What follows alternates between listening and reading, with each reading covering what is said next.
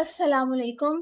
तो इस वीडियो में हम देखने वाले हैं ऑल अबाउट आइसोमेरिज्म कि आइसोमेरिज्म क्या होता है, आइसोमर्स क्या होते हैं और आइसोमेरिज्म की जो पूरी क्लासिफिकेशन है कि इसकी कितने टाइप्स होती हैं और उसकी टाइप के अंदर जो मुख्तलिफ चीज़ें आती हैं, मुख्तलिफ उसके आइसोमर्स आते हैं, वो सब हम इस वीडियो में देखने वाले हैं। तो सबसे पहले हमने देखना ये है कि आइसोमेरिज्म होता क्या है।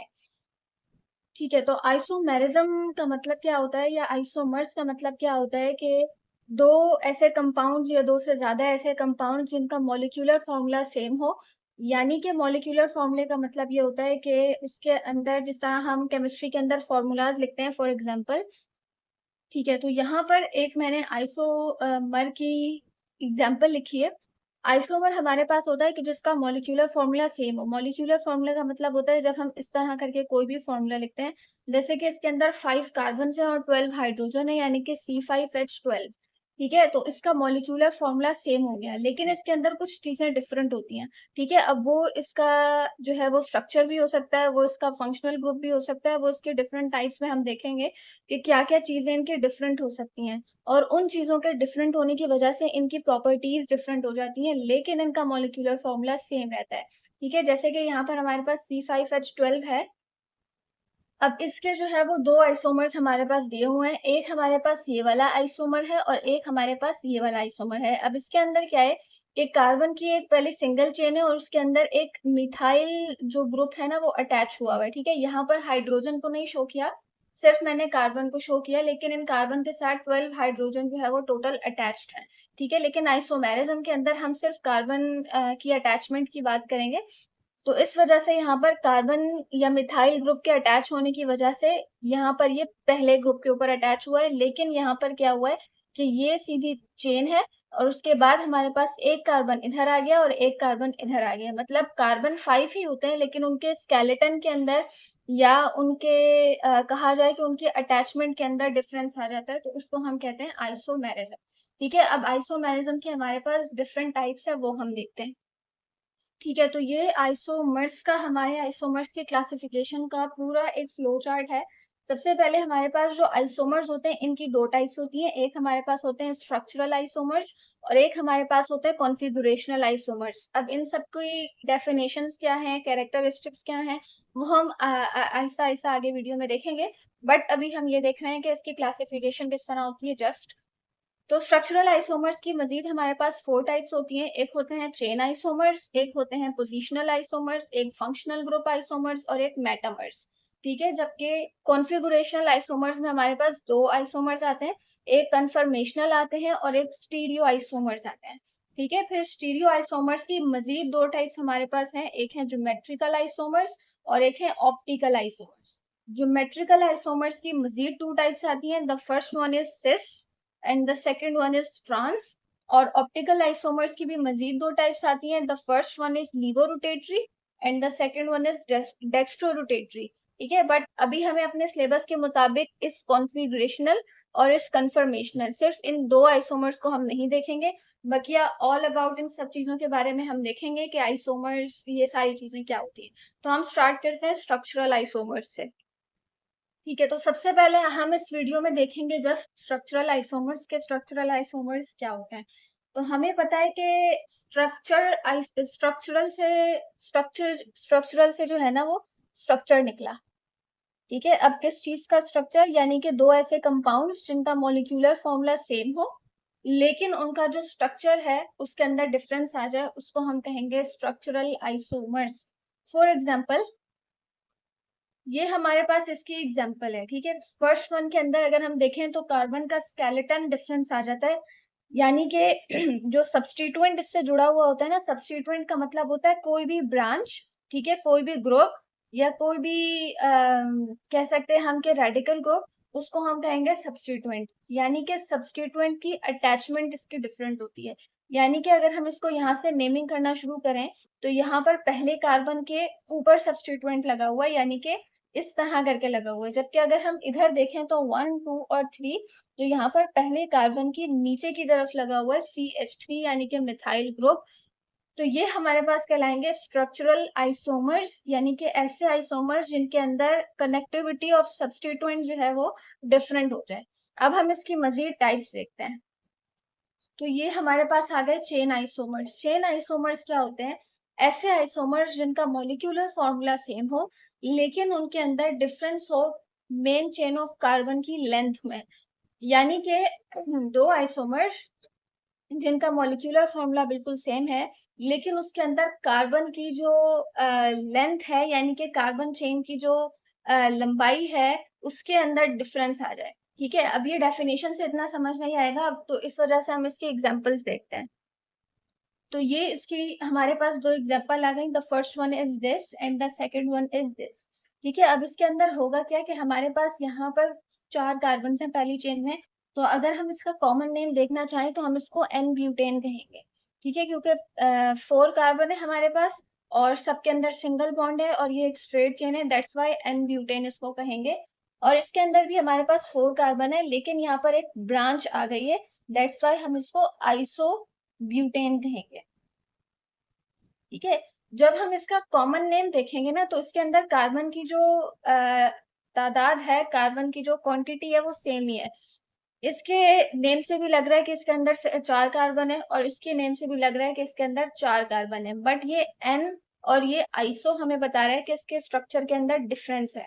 अगर हम इसका IUPAC नेम देखें तो इस बिल्कुल स्ट्रेट चेन वाले कंपाउंड को हम ब्यूटेन कहेंगे। ठीक है, क्योंकि IUPAC नेम के अंदर हम एन या आइसो वगैरह नहीं लगाते, तो IUPAC नेम के मुताबिक ये वाला कंपाउंड हमारे पास सिर्फ ब्यूटेन होगा। लेकिन अगर हम इस वाले कंपाउंड को देखें और यहाँ से नंबरिंग करना शुरू करें तो हमारे पास दूसरे कार्बन के ऊपर एक मिथाइल ग्रुप मौजूद है। ठीक है, तो हम इसको क्या कहेंगे? मिथाइल टू मिथाइल हो गया और ऊपर हमारे पास अब 3 कार्बन है तो हम इसको अब प्रोपेन कहेंगे। ठीक है, 2 मिथाइल प्रोपेन। अब अगर हम देखें तो यहाँ पर ये प्रोपेन है और यहाँ पर ये ब्यूटेन है। ब्यूटेन हमें बताता है कि इसमें 4 कार्बन है जबकि प्रोपेन हमें बताता है कि इसके अंदर 3 कार्बन है। ठीक है, तो लेंथ ऑफ कार्बन चेन के अंदर जब डिफरेंस आ जाए तो उसको हम कहेंगे चेन आइसोमर। इसकी फर्दर एक लास्ट एग्जांपल हम और देख लेते हैं। ठीक है, तो ये हमारे पास इसकी एक और एग्जांपल है। ये हमारे पास है पेंटेन, क्योंकि इसके अंदर 5 कार्बन है C5H12 और ये इसके हमारे पास 3 आइसोमर्स दिए हुए हैं। ठीक है, अब ये याद रहे कि इस वीडियो के अंदर हम हाइड्रोजन को नहीं शो कर रहे कार्बन की चेन के अंदर, हम सिर्फ कार्बन कार्बन की बात करें, लेकिन याद रहे कि इन कार्बन के साथ हाइड्रोजन अटैच है। ठीक है, तो यहाँ पर हमारे पास ये इसकी बिल्कुल एक स्ट्रेट चेन है, तो इसको हम कह सकते हैं कि ये पेंटेन है। ठीक है, अब इसके अंदर हम इसको एन पेंटेन नहीं बोलेंगे क्योंकि हम इसके अंदर IUPAC नेमिंग की बात कर रहे हैं। इसके बाद अगर हम दूसरा देखें तो यहाँ पर पहला कार्बन 2 3 4 ये हमारे पास कार्बन की सिंगल एक चेन बनी है और यहाँ पर एक कार्बन ब्रांच में आ गया। अगर हम इसको देखें किसमें कॉमन नेमिंग में तो फिर ये आइसोपेंटेन बन जाएगा हमारे पास। लेकिन हम IUPAC नेमिंग की अगर हम बात करें तो इसके ऊपर 2 कार्बन पे दूसरे कार्बन पे मिथाइल लगा हुआ है, तो हम इसको कह सकते हैं 2 मिथाइल और ऊपर हमारे पास 4 कार्बन है, दैट्स वाई हम इसको कहेंगे ब्यूटेन। ठीक है, 2 मिथाइल ब्यूटेन। और अगर अब हम इस कार्बन की बात करें तो इसके अंदर फर्स्ट कार्बन, सेकंड और थर्ड। अब दूसरे कार्बन के ऊपर भी एक मिथाइल ग्रुप है और नीचे भी एक मिथाइल ग्रुप है। ठीक है, ये इतना ये वाला कंपाउंड। ठीक है, ये वाला सी इस वाले का है। तो अब हम इसके अंदर क्या करेंगे? हम इसका नाम देंगे 2 2, यानी कि 2 के ऊपर ही कार्बन ऊपर भी है और नीचे भी है। जब दो मिथाइल ग्रुप हैं तो हम इसके अंदर लिखेंगे डाई मिथाइल। अब हमारे पास यहाँ पे प्रोपेन हो जाएगा क्योंकि 3 कार्बन है। ठीक है, प्रोपेन। और अगर अब हम गौर करें इसके ऊपर तो फर्स्ट नेम हमें बता रहा है पेंटेन यानी कि 5 कार्बन। सेकंड नेम हमारे पास है ब्यूटेन जो कि हमें बता रहा है 4 कार्बन। और तीसरा नाम हमारे पास है प्रोपेन जो कि हमें बता रहा है 3 कार्बन। यानी कि लेंथ ऑफ कार्बन चेन के अंदर, क्वांटिटी ऑफ कार्बन चेन के अंदर डिफरेंस आ जाए लेकिन उनका मॉलिक्यूलर फॉर्मूला बिल्कुल सेम हो, यानी इन तीनों के अंदर 5 कार्बन होंगे और 12 हाइड्रोजन होंगे, लेकिन जब हम इसका IUPAC नेम देखेंगे तो इसके अंदर हमारे पास डिफरेंस आएगा कार्बन की क्वांटिटी में, या कार्बन चेन की जो लेंथ होगी ना वो कम हो रही होगी। तो इसको हम कहेंगे चेन आइसोमर्स, यानी कि कार्बन की चेन का डिफरेंस आ जाए तो वो है हमारे पास चेन आइसोमर्स। ठीक है, नेक्स्ट अब हम स्टार्ट करते हैं पोजिशनल आइसोमर्स को। ठीक है, तो अब हमारे पास है पोजिशनल आइसोमर्स। पोजिशनल आइसोमर्स क्या होते हैं कि ऐसे आइसोमर्स जिनका हमारे पास मॉलिक्यूलर फॉर्मूला बिल्कुल सेम हो, लेकिन उसके अंदर डिफरेंस हो सब्स्टिट्यूएंट या फिर मल्टीपल बॉन्ड्स की पोजीशन में। मल्टीपल बॉन्ड्स का मतलब हमारे पास डबल और ट्रिपल बॉन्ड है। ठीक है, इसकी पोजीशन में डिफरेंट हो, या सब्स्टिट्यूएंट। सब्स्टिट्यूएंट हम किसी भी ब्रांच को कह सकते हैं, हम किसी भी रेडिकल या अल्काइल ग्रुप को कह सकते हैं सब्स्टिट्यूएंट। ठीक है, यानी कि जो भी कार्बन चेन के ऊपर अटैच्ड हुआ है आके वो हमारे पास सब्स्टिट्यूएंट कहलाएगा। तो उनका मॉलिक्यूलर फॉर्मूला सेम होना चाहिए, लेकिन सब्स्टिट्यूएंट और मल्टीपल बॉन्ड की पोजीशन में डिफरेंस होना चाहिए। होने सब्स्टिट्यूएंट सेम होने चाहिए, यानी कि अगर यहाँ पर डबल बॉन्ड है तो यहाँ पर भी डबल बॉन्ड है। अगर यहाँ पर ये वाला सब्स्टिट्यूएंट है तो यहाँ पर भी सब्स्टिट्यूएंट मिथाइल ही हो और यहाँ पर भी मिथाइल ही हो। तो हमारे पास सिर्फ उसकी पोजीशन अलग होनी चाहिए, सब्स्टिट्यूएंट अलग नहीं होना चाहिए। पोजीशनल से निकला है position, that's why positional isomers के अंदर सिर्फ इनकी पोजीशन चेंज होगी। अब हम इसकी एग्जांपल देखते हैं। ठीक है, तो ये हमने एग्जांपल ली है बेंजीन रिंग की। तो अब अगर हम इसके अंदर देखना चाहें तो इन सब के अंदर बेंजीन रिंग सेम है। बेंजीन रिंग के अंदर जो कार्बन एटम्स की तादाद है वो भी सेम रहेगी, और बाहर जो सब्स्टिट्यूएंट है ना वो भी सेम है। यानी कि यहाँ पर भी बाहर 2 OH अटैच हैं, यहाँ पर भी बाहर 2 OH अटैच हैं, और लास्ट वाले में भी 2 OH यानी कि हाइड्रोक्सिल ग्रुप अटैच हैं। अब अगर हम इसकी नेमिंग करना चाहें तो हम इसकी नेमिंग कैसे करेंगे? कार्बन इसके अंदर 6 हैं, ये वाले जो पॉइंट्स हैं ये कार्बन को शो कर रहा है। ठीक है, ये पूरे 6 कार्बन जिसके अंदर हैं। तो अगर हम यहाँ से स्टार्ट करें 1 2 3 4 5 6। ठीक है, तो अब हम इसको क्या कहेंगे कि पहला सब्स्टिट्यूएंट 1 पर है और दूसरा सब्स्टिट्यूएंट 2 पर है। तो हम इसको कह सकते हैं 1 2 डाई हाइड्रो ऑक्सी। 1 2 और फिर हाइड्रोक्सिल ग्रुप 2 है, दैट्स वाई हम इसको डाई हाइड्रोक्सी कह रहे हैं। तो अब बाहर वाली चीजों के बारे में हमने बता दिया, अब इसके अंदर एक बेंजीन रिंग है, दैट्स वाई इसके लास्ट में हम लिख देंगे benzene. 1 2 di hydroxy benzene. I think so इसके आखिर में ई आता है या नहीं आता, बस ये लिख लेते हैं।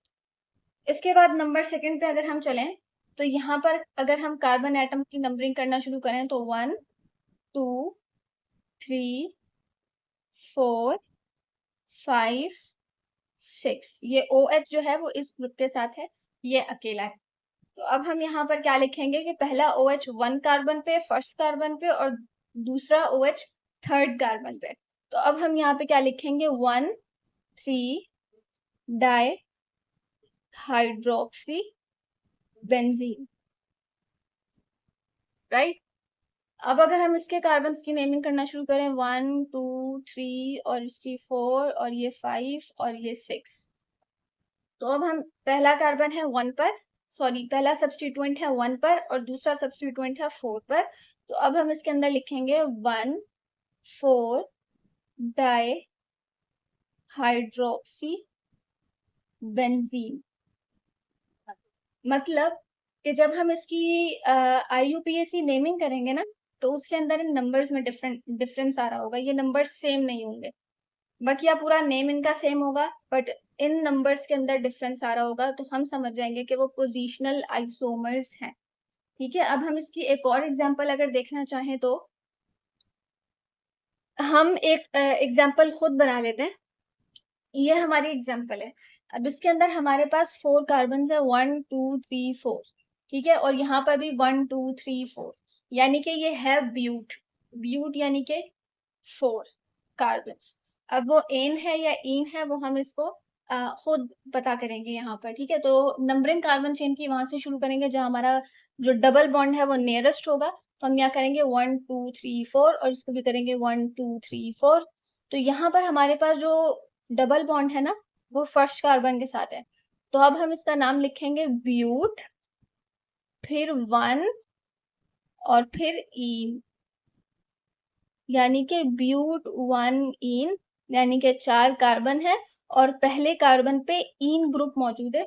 ईन हम कहते हैं डबल बॉन्ड को, ठीक है। और इसका नाम हम क्या लिखेंगे, ब्यूट, इसको हम कहेंगे 2 ईन, ब्यूट 2 ईन। अब इसके अंदर भी अगर हम गौर करें तो इसका पूरा नेम सेम है, ब्यूट ईन और ब्यूट ईन। अगर डिफरेंस आ रहा है तो इन नंबर्स के अंदर आ रहा है, ठीक है। तो जिनके ये नंबर्स डिफरेंट होंगे, एक सिग्नल के तौर पे हम ये कह सकते हैं कि वो पोजिशनल आइसोमर्स होंगे, ठीक है। बाकी फंक्शनल ग्रुप आइसोमर्स एक बहुत ही ज्यादा आसान है आइसोमर्स याद करने के लिए या इनको आइडेंटिफाई करने के लिए। फंक्शनल ग्रुप आइसोमर्स ऐसे आइसोमर्स होते हैं जिनका मॉलिक्यूलर फॉर्मूला सेम होता है लेकिन उनका फंक्शनल ग्रुप डिफरेंट होता है। फंक्शनल ग्रुप का मतलब होता है कि वो एल्डिहाइड हो सकते हैं, कीटोन्स हो सकते हैं, कार्बोक्सिलिक एसिड्स हो सकते हैं, ईस्टर्स हो सकते हैं, अल्काइल हैलाइड्स हो सकते हैं, असाइल हैलाइड्स हो सकते हैं। तो ये सारे फंक्शनल ग्रुप्स हैं जो हम सभी को पता होते हैं। तो दो कंपाउंड्स का मॉलिक्यूलर फॉर्मूला सेम लेकिन उनका फंक्शनल ग्रुप जब डिफरेंट हो जाए तो उसको हम कहते हैं फंक्शनल ग्रुप आइसोमर्स। तो अब हम इसके एग्जांपल देखना शुरू करते हैं। ये हमारे पास इसकी एग्जांपल है। अब अगर हम इसके ऊपर गौर करें और अगर हम इसका मॉलिक्यूलर फॉर्मूला लिखना चाहें तो हम ये लिख सकते हैं कि इसके अंदर 2 कार्बन है, तो हम ये लिख सकते हैं C2, ठीक है। और हाइड्रोजन हमारे पास है 3, 2 और एक 1, तो टोटल हाइड्रोजन हमारे पास है 6 और एक अदद हमारे पास यहाँ पर ऑक्सीजन भी मौजूद है। तो यहाँ पर हम लिखेंगे C2H6 और O, और नेक्स्ट पे हम लिखेंगे C, यहाँ पर भी 2 है तो C2, और H यहाँ पर भी 3 और 3 6, तो H6। और अगर हम गौर करें तो यहाँ पर हमारे पास एक अदद ऑक्सीजन यहाँ पर भी बीच में आ रहा है लेकिन इसका फंक्शनल ग्रुप बिल्कुल डिफरेंट है। वो कैसे कि यहाँ पर हमारे पास OH ग्रुप आ रहा है, हाइड्रोक्सिल ग्रुप आ रहा है। दैट्स वाई हम कह सकते हैं कि ये अल्कोहल है क्योंकि अल्कोहल के अंदर OH ग्रुप आता है। और यहाँ पर सिंपल O है और हम जानते हैं कि कार्बन चेन के दरमियान में कहीं पर भी अगर ऑक्सीजन आ जाए तो वो ग्रुप हमारे पास ईथर होता है, ठीक है। तो हम यहाँ पर लिख सकते हैं कि ये ईथर है। तो इस तरह हमें पता चला कि इसका फंक्शनल ग्रुप जो है वो डिफरेंट हो गया है लेकिन इसका जो मॉलिक्यूलर फॉर्मूला है वो बिल्कुल सेम है। अब हम नेक्स्ट एग्जांपल इसकी देखते हैं। तो सेकंड एग्जांपल हमारे पास इसकी ये वाले दोनों कंपाउंड्स हैं जो कि फंक्शनल ग्रुप आइसोमर्स हैं आपस में। तो अगर हम इसका मॉलिक्यूलर फॉर्मूला लिखना चाहें तो यहाँ पर हमारे पास 3 कार्बन है, 1, 2 और 3, और हाइड्रोजन हमारे पास 6 है, H6, और ऑक्सीजन हमारे पास यहाँ पर 1 है, ठीक है, C3H6 और O। और अगर हम इसका भी देखें तो 1 2 3 हमारे पास कार्बन है और 1 2 3 4 5 और ये 6, तो हाइड्रोजन भी हमारे पास 6 है और ऑक्सीजन यहाँ पर हमारे पास 1 है। तो इनका जो मॉलिक्यूलर फॉर्मूला है वो बिल्कुल सेम हो गया है लेकिन जब हम इसके नेम के ऊपर गौर करेंगे या इसके फंक्शनल ग्रुप के ऊपर गौर करेंगे तो वो बिल्कुल डिफरेंट हो जाएगा। जैसे कि ये हमारे पास है एक कार्बोनाइल ग्रुप और ये भी हमारे पास है कार्बोनाइल ग्रुप, लेकिन अगर हम देखें तो ये हमारे पास एक कार्बन के ऊपर एंड हो रहा है और ये हमारे पास एक हाइड्रोजन के ऊपर एंड हो रहा है।